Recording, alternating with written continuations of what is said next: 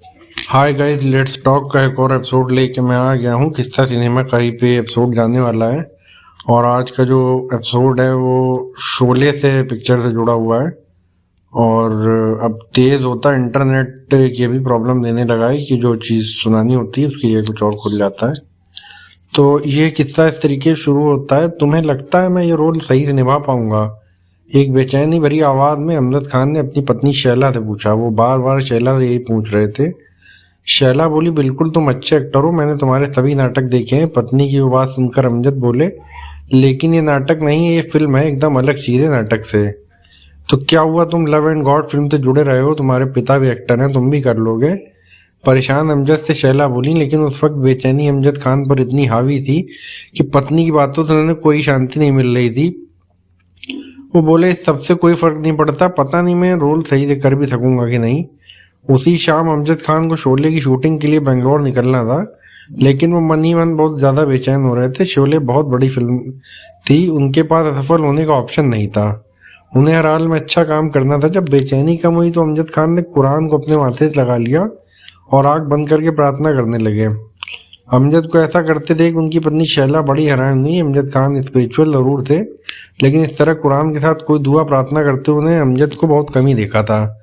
शैला के लिए अमजद का वो सब करना एक दुर्लभ बात थी। कुछ देर बाद कुरान को उसकी जगह रखकर अमजद खान शैला जी से बोले, मुझे लगता है मैं कर लूंगा। अमजद खान एयरपोर्ट के लिए निकल गए। मुंबई एयरपोर्ट से प्लेन टेक ऑफ तो हुआ, लेकिन बेंगलोर पहुंचा नहीं। हाइड्रोलिक फ्लेवर की वजह से पायलट मुंबई के ऊपर ही प्लेन को घुमाता रहा। कुछ घंटे तक प्लेन यूं ही मुंबई के चारों तरफ उड़ता रहा और फिर वापस मुंबई एयरपोर्ट पर ही आकर लैंड हो गया। अमजद खान एयरपोर्ट पर रुक गए। उन्होंने घर फोन करके नहीं बताया कि उनकी फ्लाइट के साथ क्या हुआ। कोई 5 घंटे बाद घोषणा हुई कि प्लेन की टेक्निकल समस्या दूर कर ली गई है। प्लेन फिर से उड़ान भरने के लिए तैयार है, लेकिन अधिकतर यात्री उस प्लेन में फिर से सवार होने की हिम्मत न जुटा सके। आखिर में 4 या 5 लोग ही जहाज में फिर से बैठे। उनमें से एक अमजद भी थे। अमजद को हर हाल में बेंगलोर पहुंचना था। कुछ देर बाद प्लेन फिर से उड़ान भरी। रास्ते पर अमजद को इस बात की फिक्र नहीं हुई कि उनकी पत्नी और उनका 1 महीने का बेटा घर पर अकेले हैं। वो सोच रहे थे अगर फ्लाइट क्रैश भी हो गई तो डैनी और गब्बर सिंह के रोल में फिर से साइन कर लिया जाएगा। आज जो तारीख है वो अमजद खान का जन्मदिन है और 12 नवंबर 1940 को अमजद खान का जन्म हुआ था। अमजद खान का जिक्र हो तो जहन में पहली छवि शोले के गब्बर सिंह की उभरती है। हालांकि अमजद खान जी ने और भी कई शानदार किरदार फिल्मों में निभाए थे, लेकिन गब्बर सिंह की छवि से वो कभी उभर नहीं सके थे। और गदर और शोले दो ऐसी पिक्चरें हैं जिनके डायलॉग के कैसेट भी निकले थे, तो ये एक मजेदार चीज है शोले और गदर के बीच में। एक रोचक इत्तेफाक अमजद खान जी की जन्मतिथि से जुड़ा है। जिस दिन अमजद खान का जन्मदिन होता है, ठीक उसी दिन किसी समय में बॉलीवुड के बहुत नामी स्क्रीन राइटर और शायर रहे अख्तर उल ईमान का जन्मदिन भी होता है। अख्तर उल ईमान 12 नवंबर 1915 को जन्मे थे, लेकिन जो असली इत्तेफाक है वो कुछ यूं है कि अमजद खान की पत्नी शैला इन्हीं अख्तर उल ईमान की बेटी हैं। यानी अमजद खान अख्तर उल ईमान के दामाद थे और ससुर दामाद दोनों का जन्मदिन 21 तारीख को होता है। अमजद खान को जब गब्बर सिंह का किरदार निभाने के लिए रमेश इप्पी द्वारा फाइनल कर लिया गया तो उन्होंने अपनी तरफ से तैयारी करनी शुरू कर दी। डाकुओं के बारे में अधिक जानने के लिए अमजद ने अभिशप्त चंपल नाम की एक किताब खरीदी। वो किताब लिखी थी जया बच्चन के पिता तरुण कुमार भादुड़ी ने। उस किताब में लिखी जो बातें अमजद खान को पसंद आती थी वो उन्हें पेन से अंडरलाइन कर लेते और अपनी पत्नी शैला से कहते कि तुम भी ये लाइनें पढ़ो। शीशे के सामने खड़े होकर सारा दिन अपने डायलॉग बोलने की प्रैक्टिस करते रहते।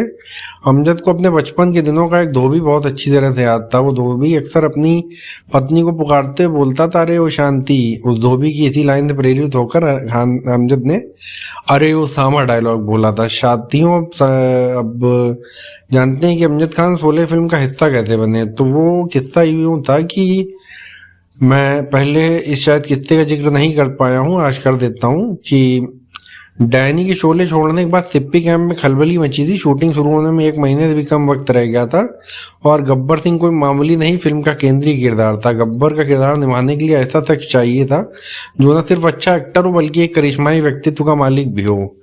गब्बर सिंह उतना ही मजबूत दिखना चाहिए जितने की फिल्म के दूसरे स्टार्स थे। गलत कास्टिंग की कोई गुंजाइश नहीं थी। अब गब्बर सिंह के लिए किसी गलत एक्टर को चुन लिया जाता तो पूरी फिल्म बर्बाद हो सकती थी। रमेश सिप्पी और उनके पिता गोपाल दास परमानंद सिप्पी ने रंजीत और प्रेम चोपड़ा के नामों पर विचार किया। रंजीत के नाम पर तो मुहर लगने ही वाली थी, मगर जाने क्यों रमेश सिप्पी के मन को संतुष्टि नहीं मिली और रंजीत को कास्ट करने का विचार ड्रॉप कर दिया गया। रमेश सिप्पी उस वक्त गब्बर सिंह के कैरेक्टर को लेकर इतने डेस्परेट थे कि वो प्रेमनाथ जी को भी गब्बर के रोल में इमेजिन करने लगे थे। प्रेमनाथ जी को साइन करने के बारे में सोचने लगे थे, लेकिन जब रमेश सिप्पी यथार्थ के धरातल पर वापस लौटे तो एहसास हुआ था कि प्रेमनाथ जी के साथ काम करना किसी भी डायरेक्टर के लिए बड़ा मुश्किल होता, और वैसे भी शोले में पहले ही कई बड़े कलाकार थे। इतनी स्टार ईगो एक साथ झेलना उस वक्त मुश्किल था। और अमजद खान का नाम सलीम खान ने सुझाया था। तो अमजद खान के पिता जकारिया खान और जयंत एक वक्त पर हीरो और बाद मशहूर चरित्र अभिनेता थे। अमजद उनके छोटे बेटे थे। पिता बेशक नामी कलाकार रहे हों, लेकिन अमजद खान तब सिर्फ एक स्ट्रगलिंग एक्टर थे। एक दफा अमजद के पिता ने उन्हें हीरो के तौर पर लॉन्च करने के लिए पत्थर के नाम से एक फिल्म अनाउंस की थी, लेकिन वो फिल्म कभी बनी नहीं। अमजद के आसिफ को फिल्म लव एंड गॉड में असिस्ट किया था।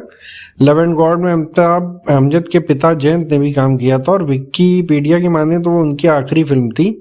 अमजद ने भी एक छोटा सा role Love and God film में निभाया था। कुल मिलाकर फिल्म जगत में अमजद खान की तब तक कोई पहचान नहीं थी, लेकिन थिएटर जगत में वो बहुत मशहूर थे तब। सबसे पहले साल 1963 में जावेद अख्तर ने अमजद को दिल्ली के ताल कटोरा स्टेडियम में हुए यूथ फेस्टिवल के दौरान हुए ए मेरे वतन के लोगों नाम के नाटक में आर्मी अफसर का किरदार निभाते देखा। कुछ साल बाद रमेश सिप्पी ने मुंबई में हुए नाटक में अमजद खान को देखा था। उस नाटक में रमेश सिप्पी की बहन सुनीता सिप्पी और सोनी ने अमजद खान की मां का किरदार जिया था। लेकिन गब्बर सिंह के किरदार के लिए जब माथापच्ची चल रही थी, तब ना तो रमेश सिप्पी और ना ही जावेद अख्तर को अमजद खान का नाम याद आया। डायनी के शोले छोड़ने के कुछ दिनों बाद इत्तेफाक से बांद्रा के बैंड स्टैंड इलाके में सलीम खान और अमजद खान की मुलाकात हुई। सलीम खान अमजद के पिता को जानते थे। अमजद जब छोटे थे तब उनके पिता से मिलने सलीम खान उनके घर जाते भी थे। उस दिन अमजद खान और सलीम खान की बात हुई तो सलीम खान ने अमजद से पूछा कि वो क्या कर रहे हैं आजकल। अमजद ने बताया थिएटर कर रहे हैं। फिल्मी काम तब कुछ खास नहीं था अमजद के पास। सलीम खान ने अमजद के बारे में काफी सुन रखा था। उस दिन अमजद से मिलने के बाद गब्बर के किरदार की गुंजाइश सलीम खान को दिखी भी। उन्होंने अमजद से कहा कि तुमसे कोई वादा नहीं करूंगा, लेकिन एक बड़ी फिल्म में एक बहुत अच्छा रोल है, मैं तुम्हें डायरेक्टर से मिला दूंगा। क्या पता तुम्हारी किस्मत से या कोशिश से ये रोल तुम्हें मिल जाए। ये इस फिल्म का सबसे फाइन रोल है।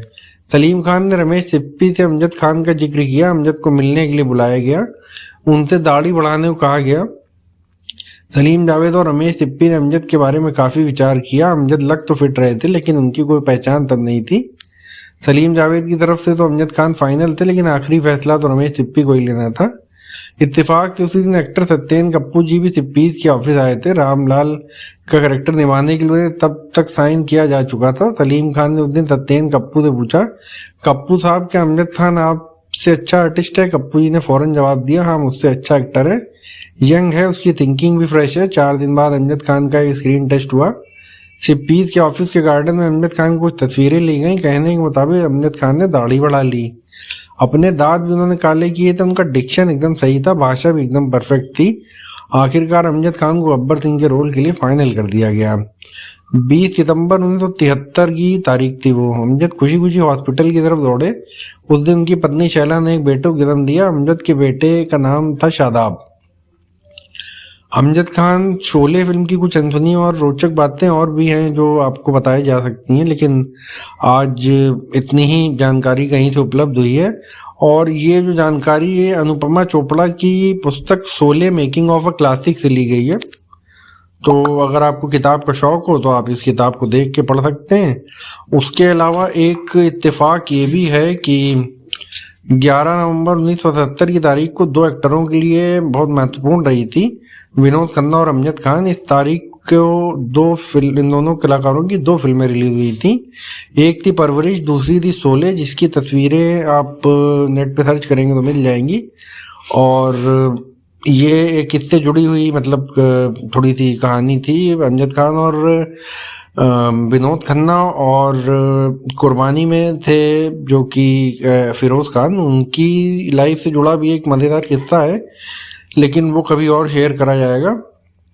आज के लिए ये छोटा सा किस्सा सिनेमा पे मुझे लगा कि रिकॉर्ड कर सकते हैं। शोले मेरी पसंदीदा पिक्चरों में से एक है और मैं अभी भी उसे एंजॉय करता हूँ। 3D में आई थी तो मैं देखने नहीं जा पाया था, उस बात का थोड़ी थोड़ी खलल रहती है। बाकी अब तो चूंकि पिक्चर री रिलीज करने का भी बहुत जोर से चलन आ गया है, तो आने वाले दिनों में देखिए और कौन सी अच्छी पिक्चरें आपको देखने को मिल सकती हैं। बाकी अगर ऑडियो पॉडकास्ट श्रृंखला आपको अच्छी लग रही हो तो कमेंट ज़रूर करें, क्योंकि उससे थोड़ा सा मुझे भी पता चलता है कहाँ तक पहुँच रहा है मेरा कंटेंट।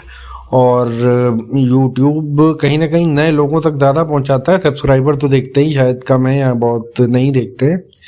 तो अगर आप तक पहुँच रहा है तो ज़रूर बताएं कैसा लगा। बाकी अगले एपिसोड में जल्दी ही मुलाकात होगी, तब तक के लिए धन्यवाद।